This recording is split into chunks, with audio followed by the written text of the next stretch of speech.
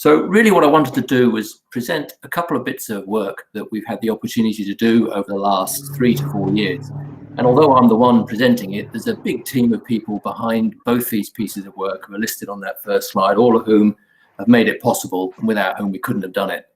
And the real thrust, I suppose, of this afternoon's discussion really is that more and more these days, there's lots and lots of information out there, and there are people making decisions on all sorts of bases, some of which seem to make sense and some of which don't.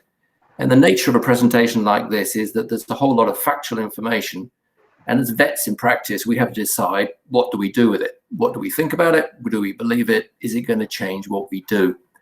And I'm going to try and present what we've done in a way that I hope you will find useful, and that I hope will show you that we've got a pretty strong story behind what we're telling, and that there's quite a lot of evidence backed up behind what we've done. Because what we don't want is to see just anecdotal reaction and people just making decisions on the basis of what they feel or hunches. And increasingly, as you'll know, people are talking more and more about evidence-based medicine. And this essentially is this sort of synthesis of science, but your own clinical judgment and experience, and also what the farmer needs and what's important for that particular farm. And even the science is only useful up to a point. All scientific studies are hopefully true for the work that they describe, but they only describe a brief moment in time in a particular set of circumstances. And so really, to build up a picture of something that's new or different or changing, we need several pieces of work that are all pointing in the same direction. We need a coherent story behind why those pieces of work are working. Why are we seeing the effects that we're getting? And does it make sense scientifically and also with our experience? And we also need to know that it's not going to do any harm, that it's not horribly expensive, and that it's not going to be something that money would be better spent elsewhere. So throughout this slide, really, there's going to be 3 little color codes on the top right-hand corner. The red ones essentially are the sort of the evidence, which is a lot of the trial work that we've been able to do. The yellow ones are broadly sort of clinical decisions about why we think what's happening is making sense and how we fit it into what we think. And then the blue ones are sort of trying to reflect how useful this information might be for clients and how it might fit in on their farm and their farm system. So essentially, when we're talking about trace mineral supplementation in this sort of area, we're not talking about absolute clinical deficiency. The idea is that over time, if the livestock are short of minerals, they will undergo this sort of decline, a sort of exponential decline from an adequate state to a truly inadequate at the far end, where you'll start to see really obvious clinical symptoms that we all know about, that you can actually measure changes in the liver and the blood levels, and you'll see overt clinical symptoms that you can measure fairly straightforwardly. But in between those 2 points, there's this sort of declining concentration of minerals. And the notion very now is that the first thing that we notice when the levels are just starting to fall off is a reduction in immunity and enzyme function. And then later on, we'll get decreased growth and fertility. And then finally, we'll get overt clinical symptoms. But the negative effects associated with a lack of trace minerals can be seen much earlier than we will see clinical symptoms for, and also much earlier than we can measure using standard blood and liver levels, because they're really designed to pick out the clinical deficiencies right down here. So essentially, there's lots and lots of roles for trace minerals in immunity via enzymes and as cofactors. So there's a definite rationale for why we might be sensible to think that trace mineral supplementation could help with the immune system. Secondly, it's also been shown that if you mount an immune response, you actually do deplete your trace mineral levels. So there's a sort of a sign that the levels are actually going down when we have to fight off an infection or mount an immune response. And lastly, overseas, and now in New Zealand, MULTIMIN's been shown to reduce disease and enhance immunity. So we've really got a reasonable sort of background to think that, yep, this might be worth looking at, and that it's probably likely that we might get some useful benefit from supplementing stock with a trace mineral supplement at particular times when we suspect that they're going to be immunochallenged. So essentially what we were asking ourselves was these 3 questions. We wanted to use calves as a model because they're fairly easy to deal with, and there are lots of them in the spring, and so we've got a plentiful supply. And also, we know from a lot of really good work that's been done by Emma and other people looking at failure of passive transfer, that a lot of calves are undergoing a real immune challenge when they're born. They don't get enough colostrum. They have relatively poorly developed immune response. And we know that there's a lot of disease and morbidity in that system. So we know there's a problem. And we wanted to see whether adding minerals to the mix would improve that. Could we reduce morbidity and mortality? And if we did that, could we actually measure how we'd done it? Or could we measure something that changed at the same time that made sense in the context of improving calf sickness and reducing calf death? So we wanted to say, can we detect a response that we can measure and demonstrate that it's likely to be related to the reduction in the clinical signs we're seeing? And lastly, we wanted to say, does this happen in New Zealand, where we have a pastoral system, large numbers of calves born over a very short period, reared in groups, and so on, quite different from overseas. So we wanted to see whether the unique challenges that New Zealand calves have, whether we would get the same kind of response as people were seeing in America and Europe. So the two sorts of periods that we're talking about, just as a refresher, first off, we're talking about death within the first, or sickness within the first 48 hours of birth, and that's perinatal. And then we're talking about postnatal, which is essentially after that up to weaning, or about 12 weeks. And those are the sorts of two broad areas that most people are talking about when they're talking about calf sickness. So just how much sickness is there out there in calves, and when does it occur? Well, this is the results from the literature search that we did, looking to see, and there's not that much published. We certainly don't have a very good index on what's causing sickness in calves. Mostly people are just recording diarrhea, and as you'll see in these two studies here, two very nice recent New Zealand studies that have been done by colleagues up in the North Island, we were looking at about 10 to 9% scouring in calves. This is our study here, the one that we did, and we got about just under 9%, so we got very similar levels, and a bit of naval ill and a bit of perinatal death as well, which we were including in this first 100 days. Overseas, you can see that the morbidity is much, much higher. Not surprising, really, with these house systems and very different calving practices, but a lot more diarrhea and a lot more pneumonia as well in sort of the US than we get. But essentially, what we're saying is that the figures that we're getting out of our trial are nice and similar to the figures that other people are getting, but way too high, really, when you're thinking that 10, 12% of calves are experiencing sickness in that first 100 days. Now, of those calves that get sick, how many of them are dying? Well, this is the overall mortality that we measured. And again, it's comparing it with other studies, one from New Zealand, one from UK, and one from Iran. Again, our results are very similar, which is reassuring. It sort of means that the data we're collecting are reasonably robust and in line with what other people are getting. And we're getting about just under 10% mortality in that first 35 days, which is pretty high. And then it drops a lot thereafter, as you'd expect. No other measurements out to this stage. We're the only people out here, so we don't know how representative that is. But we certainly can see that our figures are very similar to other people's here, and that we've got this big peak of early mortality in the first 35 days. So trying to think about, well, okay, what's causing all this and what can we do about it? And is it just a case that we need to give them minerals and everything's hunky-dory? Of course it isn't. There are lots and lots of factors that influence where the calves get sick and die. And all we're trying to do is possibly tilt the balance in the favor of the calf's immune response so that we can help slightly. Colostrum transfer is the #1 thing to try and get right, and is the most important thing that farmers can do on their farms to improve the welfare and health outcomes of their calves.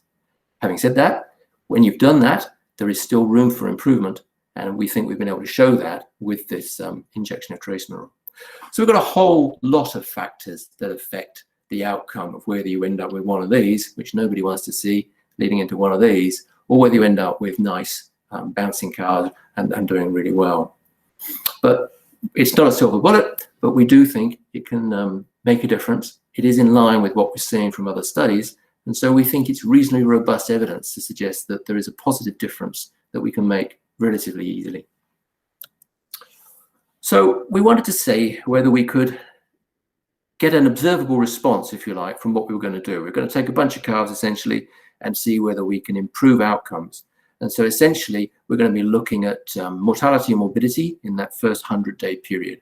Before we did that, we wanted to see, what has other people found and what have they been able to do? And there's quite a few studies that show that at periods of stress, trace mineral supplementation is beneficial. Overseas in feedlots where they're shipping cattle in, pre-movement injection of trace mineral in the form of MULTIMIN greatly reduces the morbidity from pneumonia and some of the mortality that you get in those systems with the early introduction of calves to them. Overseas also, we've seen that morbidity in calves has been reduced in the sort of intensive hutch rearing systems that they have in the States. We know calf rearing is stressful in New Zealand, and we know from Katie and Emma's work that passive transfer failure is common. So we wanted to see, would MULTIMIN make a difference? So what we did in this first trial, and this is probably about 3 years ago now, and we took 4 commercial farms in the local area, all fairly large farms, and we took all the female dairy heifer calves born over a 3-week period because we wanted quite a tight range of ages to try and reduce the variation between calves. We weighed all the calves at birth and every 30 days thereafter to 140 days. That was a big job because obviously when you're weighing a calf at birth, they don't get up and get into the scales for you. You have to pick everyone up and weigh them. That was a big job. But within the study, calves were randomly allocated MULTIMIN injection, trace mineral supplementation. And they either got it at birth or at 35 days or 70 days. And there were different groups within the trial design. Some got all 3 injections, some got 2, and some got just 1. And the ones that got 2, some got it at day 0, and some at day 70, and some at day 0 and day 35, and so on. So we tried different combinations of the mix. Everybody was blinded to what the treatment status of the calves was, and we injected them at a standard rate with trace mineral supplement. And essentially, we then followed them through. We weighed them, and we gathered all the data that we could on disease and mortality, and then we analysed it. This essentially is what we found. So looking at, first off, morbidity and mortality. What we're seeing here is the first 35 days, 3 to 35 days. Death, perinatal death, it made no difference at all, which is not surprising. If you're giving it at birth and you're measuring death within 48 hours, it's going to have to be a pretty amazing product to make a difference in that kind of time frame. But from 3 to 35 days on out, it essentially halved the rate of morbidity and essentially halved the rate of mortality. Now, this is just the raw data.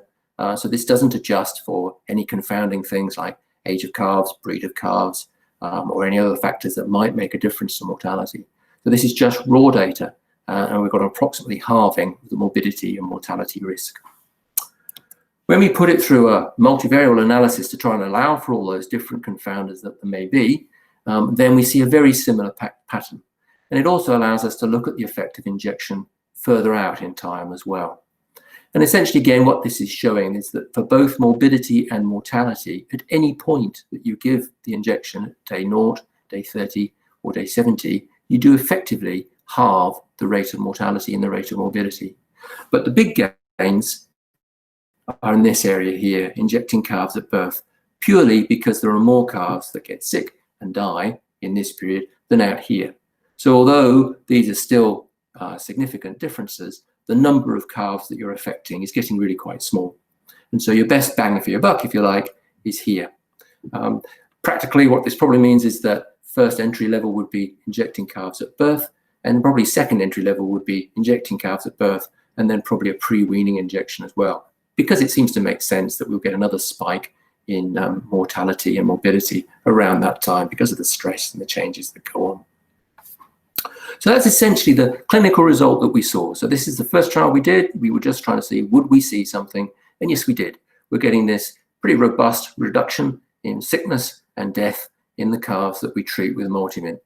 Best bang for the buck, giving it early, but you do continue to see ongoing benefits if you repeat that treatment thereafter. So what's going on? How can this be working? Well, it's much too quick for antibody production. And as we know, calves at this sort of age are fairly immunocompromised in terms of antibody production. And there's a lot of passive transfer failure. And so they don't all have lots of colostral antibody to make up for that. So we don't think it's anything to do with antibody production. But calves, when they're born, do have a perfectly viable innate immune system, which is essentially cellular in origin. And they can mount infections, response to infections with this innate immunity. It's very non-specific. It just kills things. It doesn't sort of think about what it kills, but essentially it's there. And it's essentially phagocytes and cells that are mopping up invading organisms and ingesting them and destroying them. And then also some cytokine production. So this is where we thought it might be working. This is the sort of area where we thought the mechanism might be. So essentially we're talking about the innate immune response in these neonatal calves, primarily consisting of white blood cells that phagocytose invading organisms. And they just do it randomly. They're not specific. They'll just chew up anything that comes across their horizon that's foreign. And they'll destroy it by phagocytosing it and releasing reactive oxygen as well. And they have this cascade of cytokines as well. Later on, as the immune response develops, they will also start to kick in the stimulation of the production of IgM in the neonatal and slightly earlier calf, and then later on production of IgG. And so we get this sort of phase of immune response, if you like, but in the early part of life, it's dominated by the innate immune system and a fair bit of IgM. And then later, as time goes on, we get less of these two and more IgG. And so that's the sort of pattern that we think we're seeing. And so we now have to try to work out, can we explain what we saw on the basis of that immune system? So the second experiment that we were able to do was a year or so later. And we wanted to try to see, well, okay, we've got this clinical response from MULTIMIN. Can we see a measurable change in the immune system that's going hand in glove with this? And we can't necessarily link the two directly together, but if we have a mechanism and we have a response and the two make sense, then that's a strengthening argument and a pretty good place to start from. So what we wanted to do was base it on a commercial dairy farm because we wanted it to be realistic to the sorts of conditions that the first trial had occurred on. And we wanted a fairly straightforward system of implementation, but we were very lucky that we were able to do some really quite sophisticated lab work with Axel at Ag Research and Claire at Otago. Now I say we, I didn't do any of it, thank goodness. They did it, and they did a great job in terms of measuring the ability of cells to phagocytose bacteria and also produce gamma interferon and an antibody. And we couldn't have done it without this collaboration, and it was great to have them as part of the team. So essentially what we're trying to do is measure fairly sophisticated, at least for me as a dairy vet, response in a fairly simple way, in a robust way on farm, so that we can be reasonably comfortable that the results are strong and will stand up to scrutiny. Okay, so this is essentially what we did. We took a single dairy farm and we took a relatively small group of calves on this dairy farm, and they were all under a week when we started. And we blocked them into two groups, blocking them on likely confounders. We used, we measured FPT in all the calves, and we looked at age and breed, and we essentially blocked them into two groups that were as similar as we could. We had a control group and a supplemented group. Both groups got vaccinated with Salmonella vaccine twice. We wanted to stimulate their immune system in a controlled and artificial way, but a way that was still reasonable and realistic for a farm and that was licensed.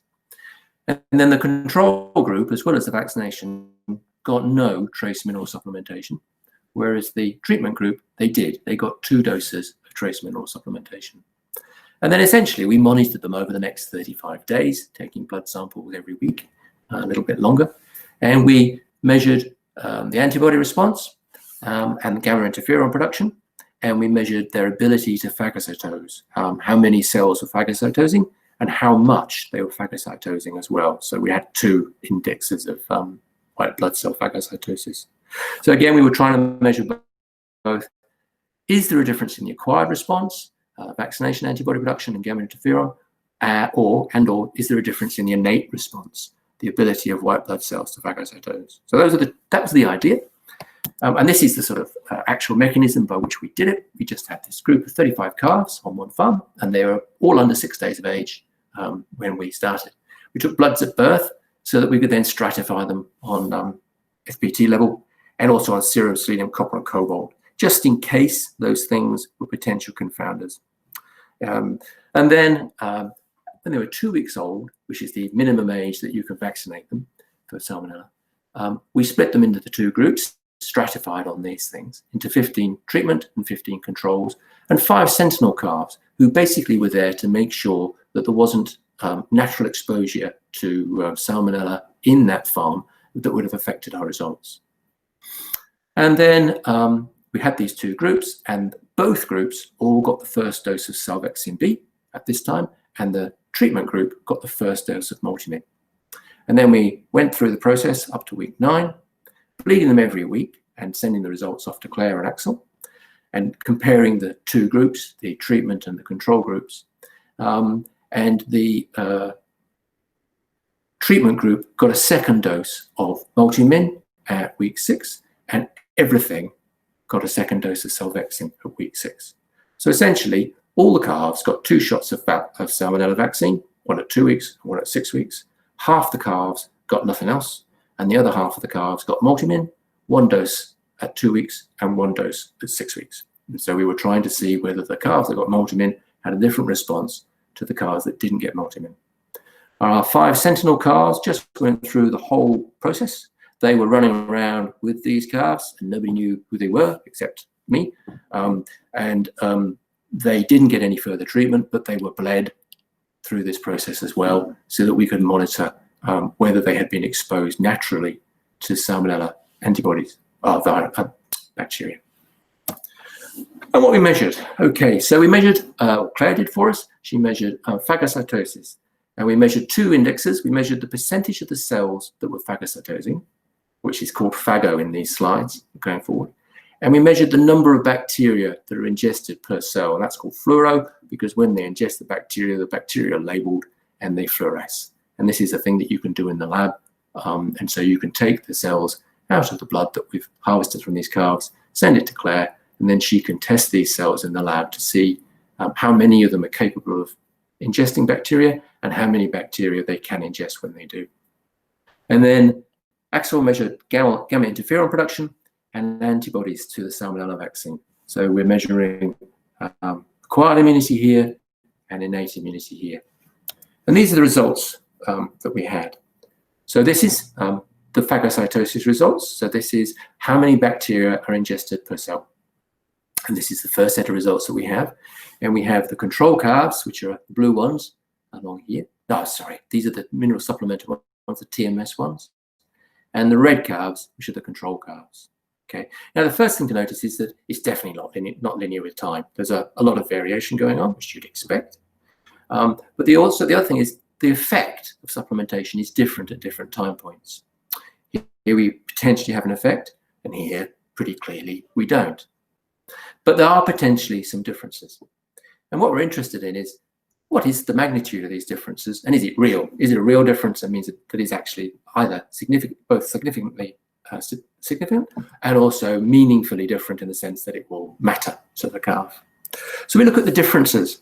And if you go back to the previous slide, the differences we're interested in probably are going to be week 3, week 4, and week 5. Now, of course, we tested all of them, but I'm not going to put all those results up because they're not very interesting, because there's no difference here and here.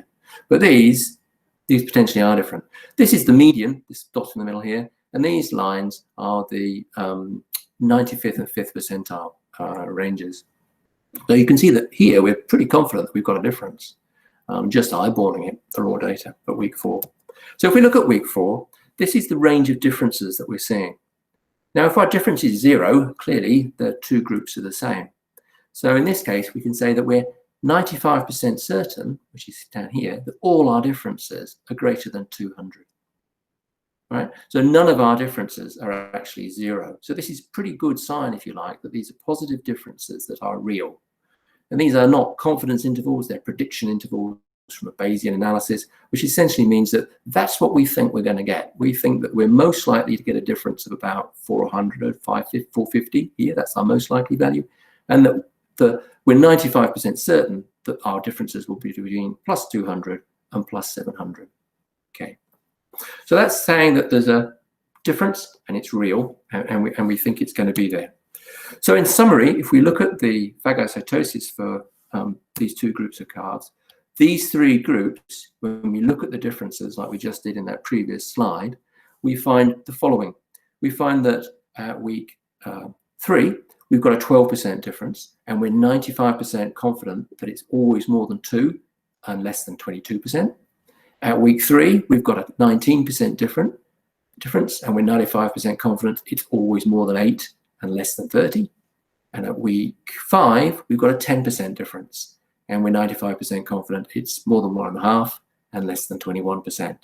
Okay, so here we have a region of real potential difference between supplemented calves, the blue line, and control calves, the red line. No differences here, but a difference here. And there are other ways that we can measure or evaluate the size of this difference. And one of them is to measure the Bayes factor. And essentially what that allows us to do is to quantify how much more likely it is that trace mineral supplementation has a positive effect than a negative effect. And when we do that, we can say that it's 100 times more likely that TMS improves the immune system than that it decreases it in this area. Okay, so we're pretty confident we've got a positive strong effect when we're looking at the number of bacteria ingested per cell. The second thing that we did was look at how many of the cells are phagocytosing. Okay, so in this case, we've got a similar sort of thing. We've got the time along the bottom, and we've got the percentage of the white blood cells that are phagocytosing. Again, we've got controls here, control calves getting no supplementation, and we've got supplemented calves on the blue line. Again, clearly no difference here at all, but here potentially some difference. So we do a similar thing. We look at that range of differences, and as a summary, this is again what we get. So at week 3 and 4, here and here, at week 3, we have 15% more cells phagocytosing in the treatment calves, and we're 95% confident it's more than 10% phagocytosing and up to 20. And at week 4, we have 8% more cells phagocytosing, and we're 95% confident it's at least 2% more and up to 13. Again, we've got a reasonably strong effect, and if we do that Bayes factor thing again, we're 100 times more likely to see a positive effect of TMS supplementation than a negative effect. So looking at those differences, just as an example, for week 3, we've got a mean difference of 15%, and our minimum difference is about 10%, 95% confident it's more than 10%, and we're nowhere near 0. So we're pretty happy that this is a positive difference in favor of the calves that get the supplementation. So in terms of phagocytosis, we've got pretty strong evidence that we've made a difference to the ability of their cells to ingest bacteria. When we look at gamma interferon, it's a much more confused picture. And you can see straight away we've got massive error bars on this graph, and this was very skewed data. Again, we've got supplemented calves, and we've got control calves along the bottom. First off, there's not a lot of response in terms of vaccination in gamma interferon production. There are all sorts of reasons why that might be, but it's fairly clear that they haven't mounted a massive immune response. Yes, the blue ones look like they are more than the red ones. The supplemented ones are more than the control calves, but you look at these error bars, there's huge overlap. So what it did was essentially I said, okay, trying to say, what can I get out of this? Not a lot, really. There isn't a huge amount of difference between any of them. The differences always included 0.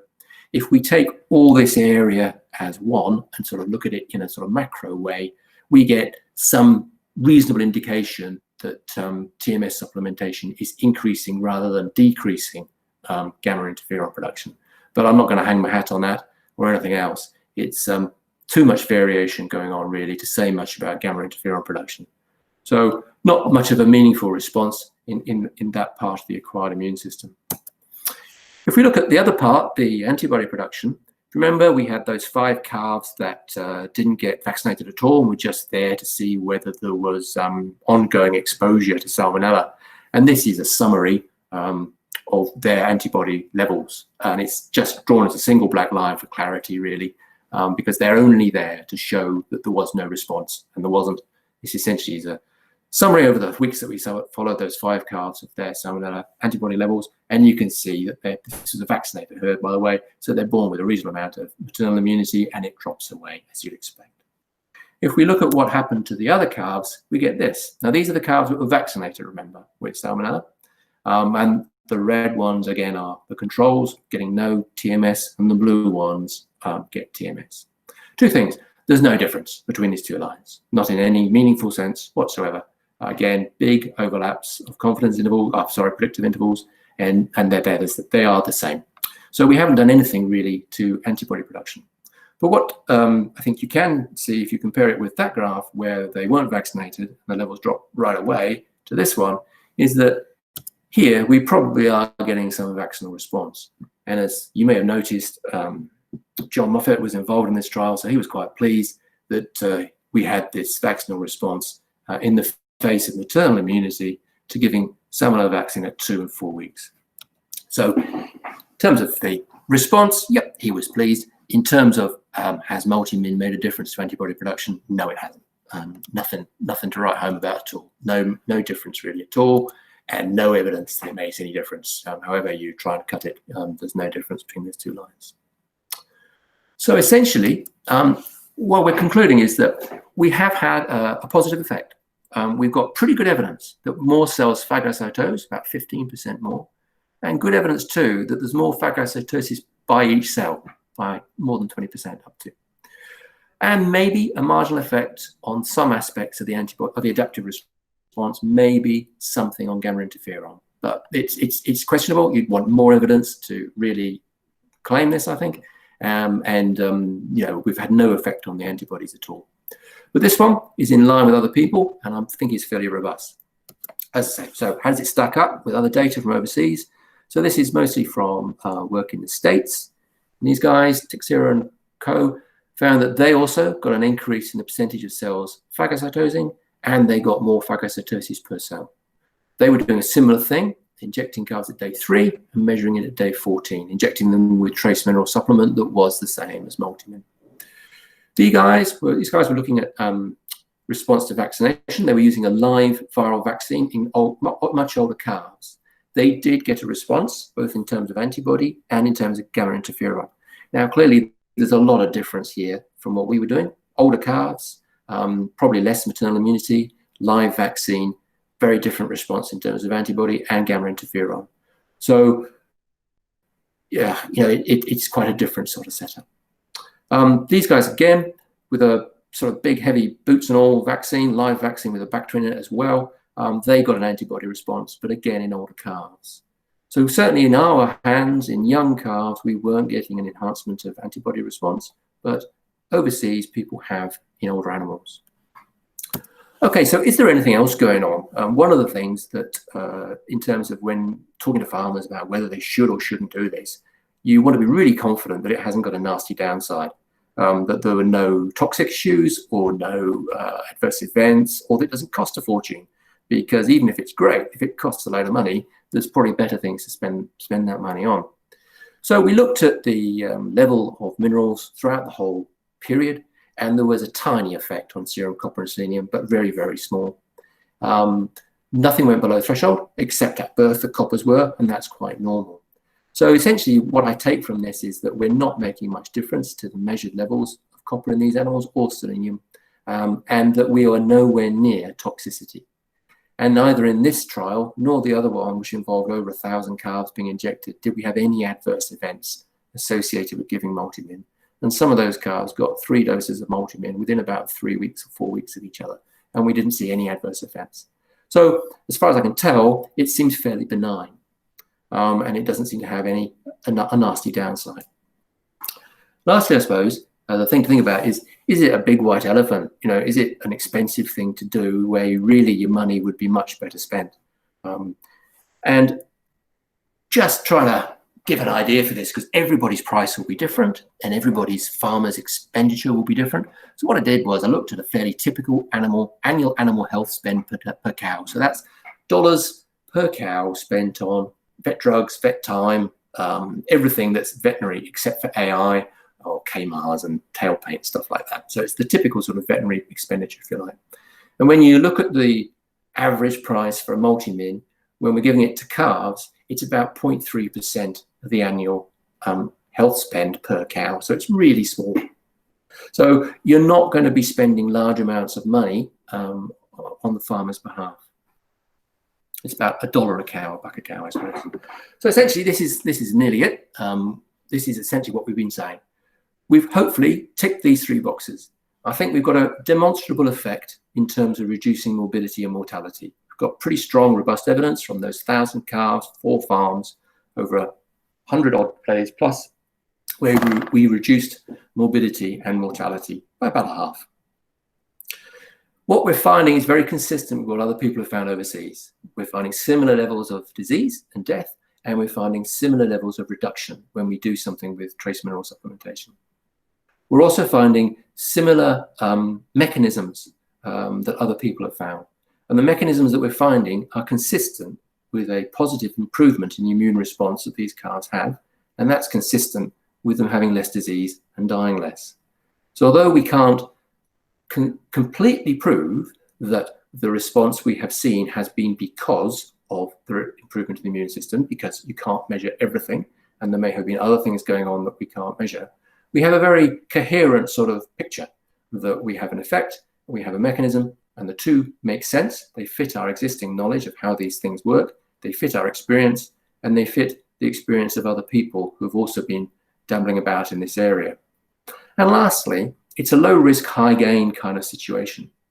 It's low risk because we, touch wood, have got no evidence of any kind of toxicity or adverse reaction.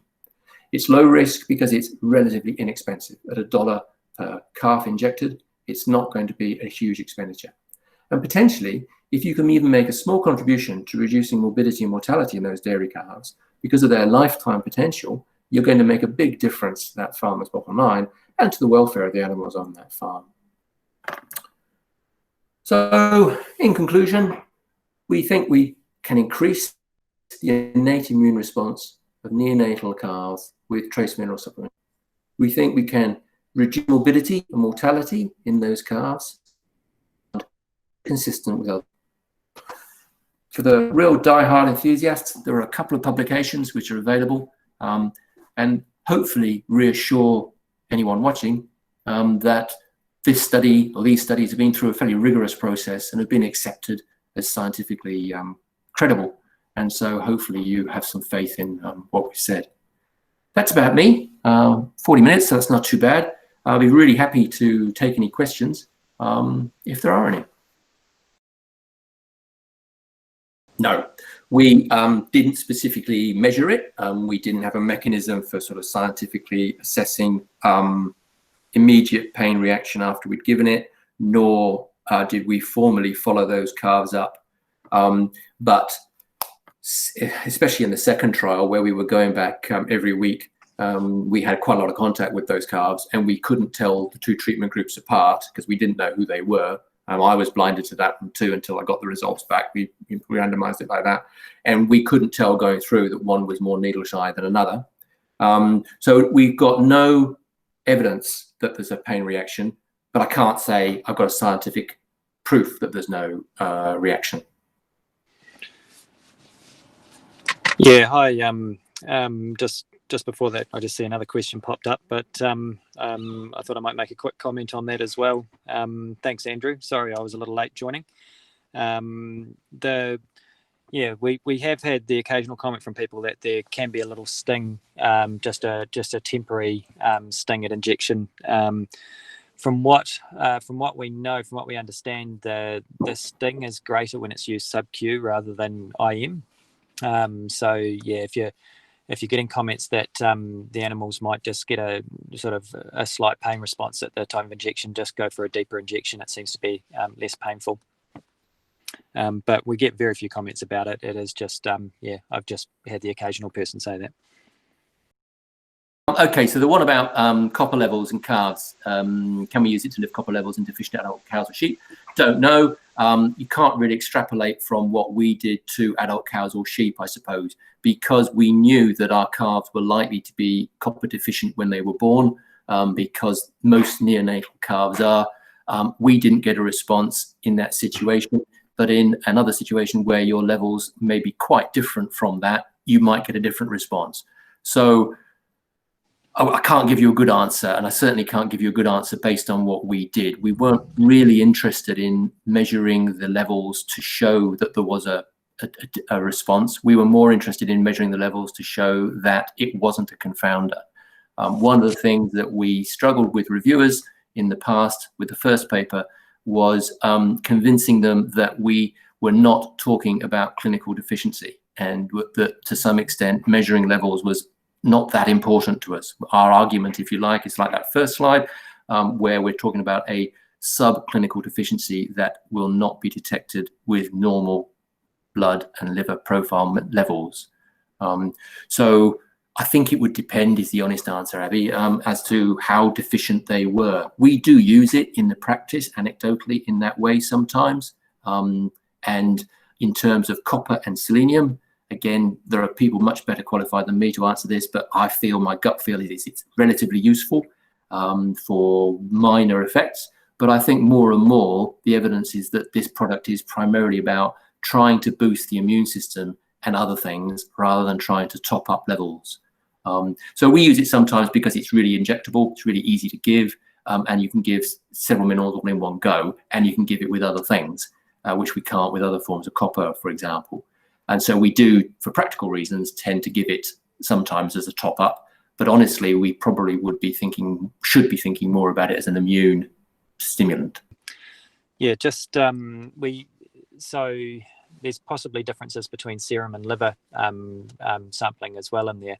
But we've got, so as a rule of thumb in dairy cows, we've got some work showing that we lift the levels of copper by around about 150. I think it's part per billion, the measurement in livers, around about 150 or 200 for about a month or so, for about 4 to 6 weeks. So yes, it will raise the levels, but not. So it's a fairly short-term effect. So if you're talking deficiency and trying to correct deficiency, it's not really probably going to do the job for that. It's more sort of getting them through the period, as Andrew says, getting the immune system working as well as it possibly can for a period where it needs it for a short-term period. So yes, it will certainly raise the levels. It's just how much and how effectively, and if it's really a good treatment for deficiency or not. Don't know is the honest answer again. Again, we got no difference in the antibody response in our calves. If it really depends on the nature of the response from the Salmonella vaccine. The evidence we have from overseas is all based with live vaccines and viral ones. And so it's pretty hard to make that extrapolation. I can't see it doing any harm, but I don't have any evidence to say that it would. And I can't really extrapolate any further than that, I'm afraid. It seems like a not silly thing to do, but I don't think I've got any real evidence from what we've got here that it would help. Very happy to do another trial and see, but obviously you can't predict when you're going to get Salmonella. Matt, have you got any comments on that? Matt Wells? Yeah, no, I think that's a reasonable answer, actually. It's in theory, yes.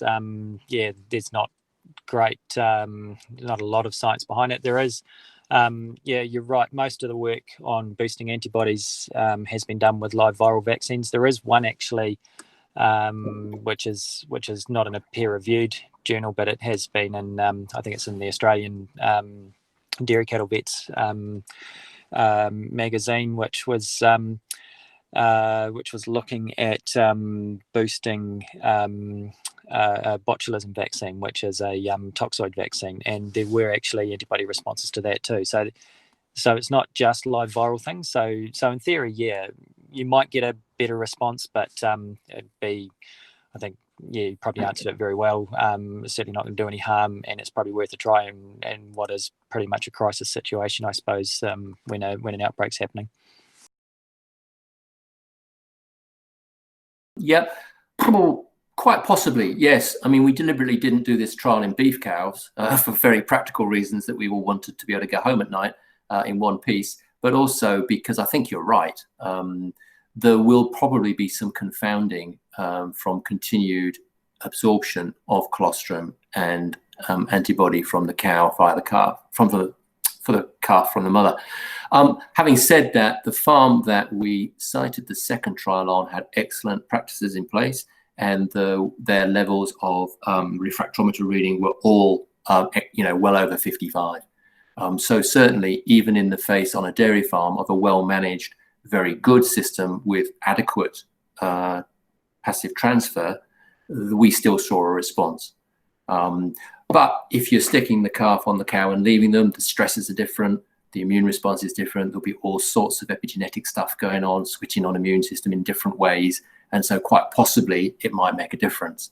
I don't know, though, how many people are going to be able to do that, even though there are a few people looking at leaving dairy calves on cows. For the majority of people, for the foreseeable future, I think we're still going to be taking them off fairly early. And so potentially it's helpful. Weaning weights faster? No, we got no difference. In that first trial with 1,000 calves, we did measure growth rates, and there was no difference whatsoever.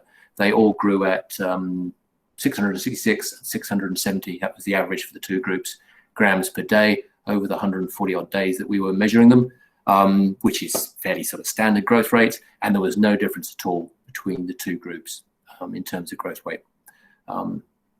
Clearly, if you reduce disease, then the sick ones are not going to suffer the disease impact on growth, but it wasn't a big enough effect across that big mob of calves to make a difference.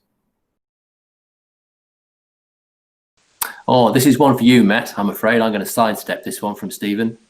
Giving multimin at the same time as other things, because we clearly did do that. Yes. Yeah, well, exactly, we did. So it is, it's a thing that's on the label just in New Zealand. The recommendation to not use it at the same time as vaccination, and it's probably a historical thing that I think at the time it was registered, it was probably treated the same as what copper injections are. So your standard copper calcium meditates or your copper glycinates. And yeah, we all know that there's probably a little bit of risk in using those at the same time as other procedures. So I guess there's a good body of evidence from all around the world where actually if it's used at the same time as vaccination, you actually get a positive effect rather than a negative effect, including well, not as strong in the study, of course, as Andrew was just saying in our one, but you know, in other studies around the world, you certainly do get a positive effect when used at the same time. And certainly one thing we could say out of this study was there was no negative effect. So yeah, we are working to try and get that taken off the label, put it that way. We think it's probably just something that was a bit historical that we've got enough support behind it to say that we could get that off the label at some stage in the near future. So yeah, I agree with you, Stephen. It would make a difference if we can get it off, and we're doing what we can too. Question from Abby, which again, I'll probably push some of it to Matt, but I'll have a stab first. Yes, from what we've done and what we found when we were in the first trial, when we were injecting some calves at birth, some at 35 and some at 70, we saw no adverse effects in any of those calves. And we had no more deaths in any one group than another or anything like that in terms of adverse events, sorry. In fact, we had less in the calves that got multimin. But I guess we've got no real evidence that that would be a useful thing to do either. I would be comfortable, I suppose, with giving a shot at birth and a shot at weaning, because we did see response in those two things, and we are then nearly 3 months apart, which is pretty close to the 4 months. But that's me personally saying that, not Furback. And I think you get a diminishing return for those injections in calves when you give them more often. And certainly, as we found, the main death and mortality is in the first 35 days. And that's the thing to really try and protect. And in any trial, when people go out and then replicate it on farm in real herds, in real situations, in different springs and different farms and different areas, you'll get a variation in the response. And so I suppose I feel you want to concentrate your efforts where we had the biggest and most robust response, because I'm most confident that you'll get a similar and useful response on your farms. Whereas later on, because there are less sick calves, yes, I still think you'll get a response.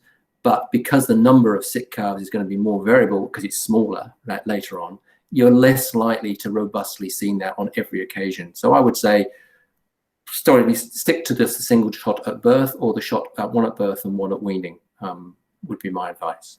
What about you, Matt? What do you reckon? Yeah, I've probably said much the same thing. Those are probably the two, and that's where the peaks of disease were too. So obviously the peak of disease in the first few weeks, but that secondary sort of spike around weaning. I think the other part of Abby's question is just how often can you give it?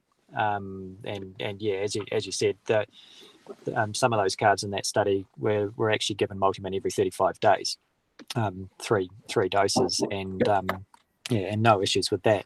But we certainly wouldn't recommend that. But it's a nice little safety test, I suppose. Yeah, I mean every 2 months, every 2 to 3 months, I suppose. It does say every 4 months, and I guess that is on the label. And I guess it's almost a similar answer to what I gave before about the use with vaccination. I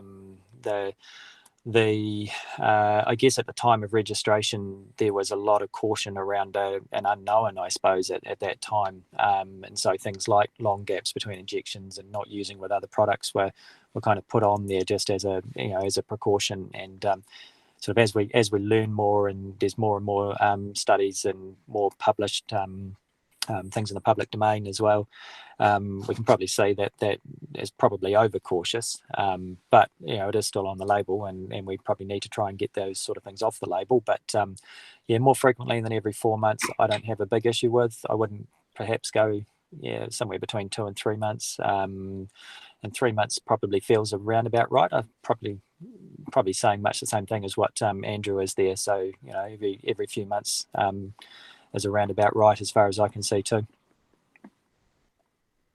Thank you, Andrew. Really good and great to see lots of questions and yeah, lots of interaction. That was really good. Oh, yeah. Thanks for listening.